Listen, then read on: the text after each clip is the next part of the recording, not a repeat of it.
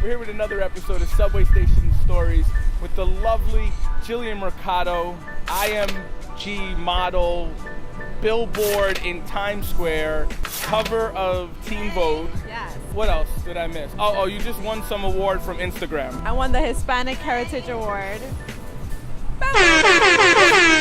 We'll put in the sound effects. Okay. We're gonna need those, TK. As this lovely young man just said, I'm Jillian Mercado, born and raised in New York City. I was actually grew up kind of around this area that we're in now.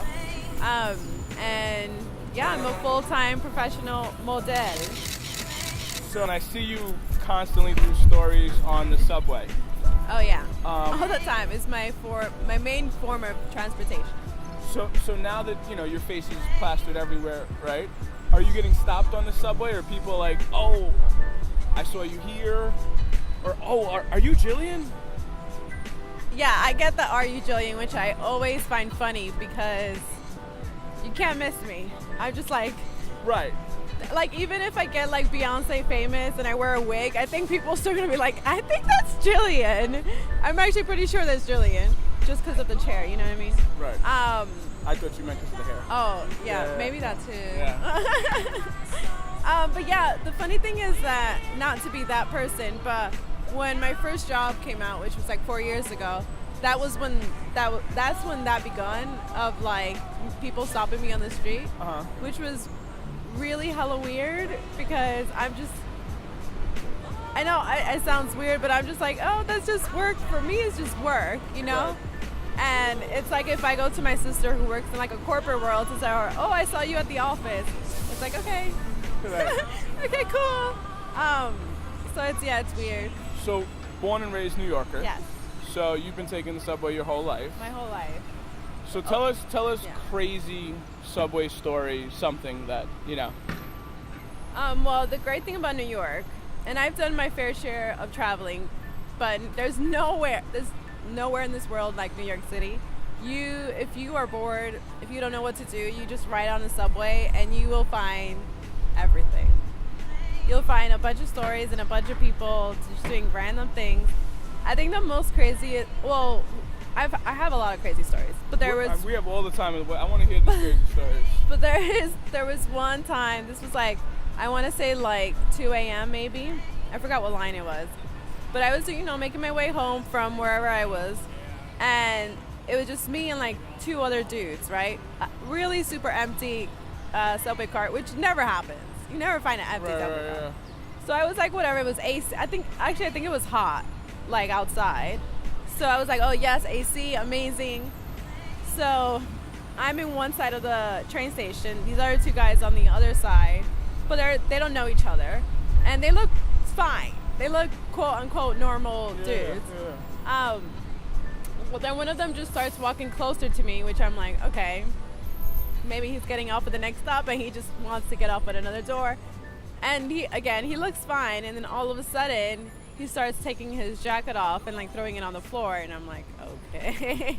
And like leaving it and keeps walking, and I'm like, okay, just, keep listening to my music, it's gonna be fine. But I definitely got a red flag of that one. Then he starts taking his tie off. I was like, okay, please God, please no. Sounds like a good movie about please, please no. Please do not get naked. And then all of a sudden, my dude just projectile vomits towards me. Did he hit you? The spikes hit me. The spikes hit me. And it was just like everywhere. And if you know anything about subway stations, there's not really much I can do at that point. I can't really go like transfer to another cart. I can't go to the other side. I'm just stuck there. So I was there for at least 5 stops on the train, just smelling. With like naked throw up boy.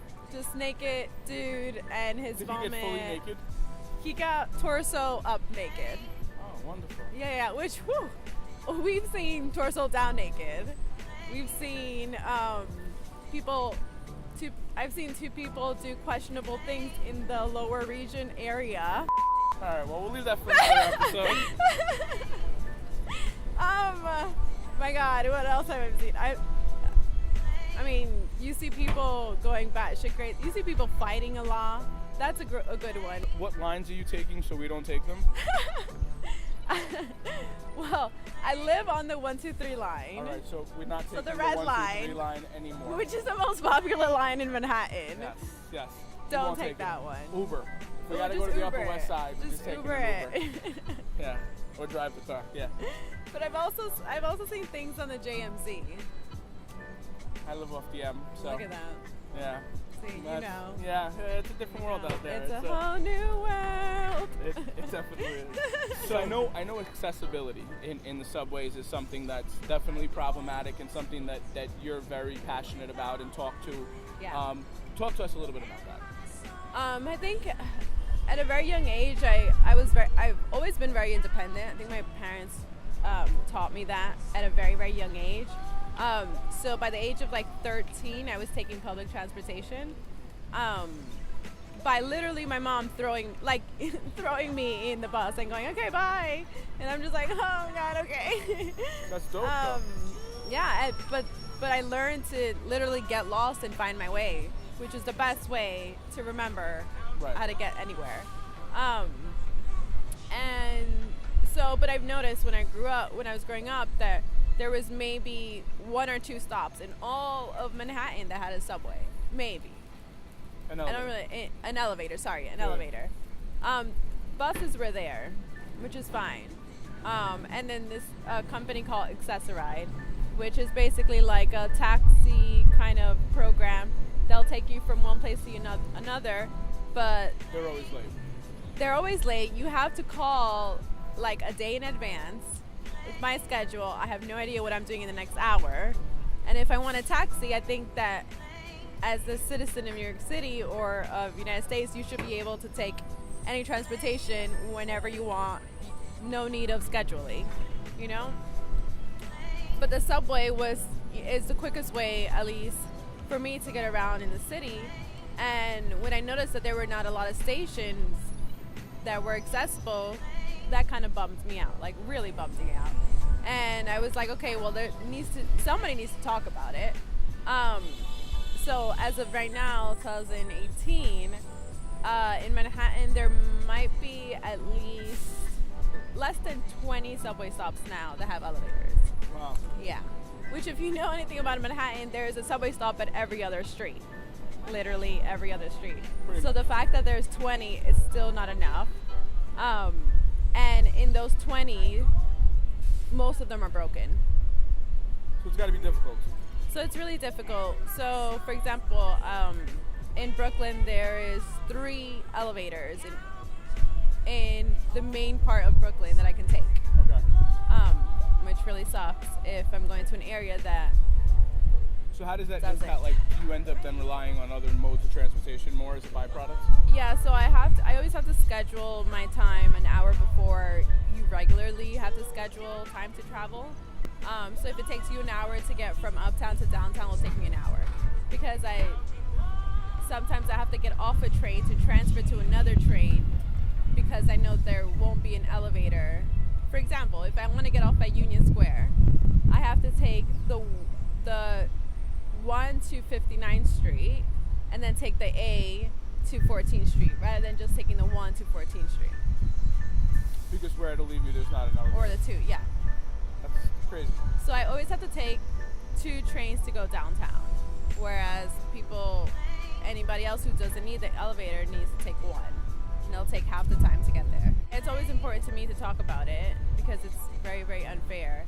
And it's even more unfair that people use the elevator when they don't need to. So I've been in so many fights with people because they're tired. But then when the elevator, which is funny, when the elevator breaks, they're like, oh man, the elevator's broken, I guess I have to go upstairs. And then they look at me and I'm like, well, I'm glad you have an option. I've been guilty of that sometimes. So we're going to think about not taking the elevator. At least don't take it if you see someone else who actually needs it first. No, of course. You know? Yeah. And I've been in, like I said, a lot of arguments with people that they go before me. You know? Which sucks. So you got a lot going on. Yeah. I know we spoke like a couple months ago, and a lot's gone on since we spoke last. What's in your pipeline for the near future? I think something that I've been very passionate about, other than accessibility and stuff like that. Well, actually, no, this feeds into accessibility too. I've been really passionate about different parts of the United States or the world that are very accessible or not enough. Okay. So, for example, I went to Madrid, just a transfer from London to New York. We stopped in Madrid, and in the airport there, they had 300 plus workers that were solely for people who needed it, like solely for the elderly or solely for people who needed, wheelchairs or whatever, which doesn't really happen in New York City. In JFK Airport, there may be 10 in all the airport, which I thought Madrid did amazing because they had like extra wheelchairs in handy. They had like a designated area where like this is your space if you need it, and then there's other places where they just don't consider at all. So like your chair could break. I had my chair broken at least 3 or 4 times in the airport. I had one actually completely break my chair because of their lack of professionalism handling my chair in the airplane. That's crazy. So I always post things like that on my social media, which is great, but I kind of want to bring it to a bigger audience, and hopefully do something on the screen TV about it. I have a feeling that's going to be coming soon. If I know you. I hope so. Yeah. I hope so. I'm manifesting it, putting it out there. There you go. Is there anything you want to leave us with before we wrap? And I'm sure we're going to see you again soon in some other piece of content we create. Well, I do want to say, if Elon Musk, if you're watching, because obviously Elon Musk is watching, without a doubt. Duh. He's your #1 viewer. Yeah, definitely. Thanks, Elon. We need to collaborate on a chair, because I want to do, that's my other passion project. Yeah. I want to collaborate with someone, preferably Elon Musk, Tesla, to create the first solar power wheelchair. Specifically to be debuted at the Met Gala, which I know I will be invited soon. So wait. If we get Elon Musk to build this chair, I better get an invitation to the Met Gala 100%. as well. Yeah, deal. 100%. Done. So Elon Musk, let's go. Get your tux ready. Chop. I want to go to the Met Gala. All right. Well, listen, it's been an absolute pleasure as always. Love talking to you, and we'll do this again soon. Deal. Ciao.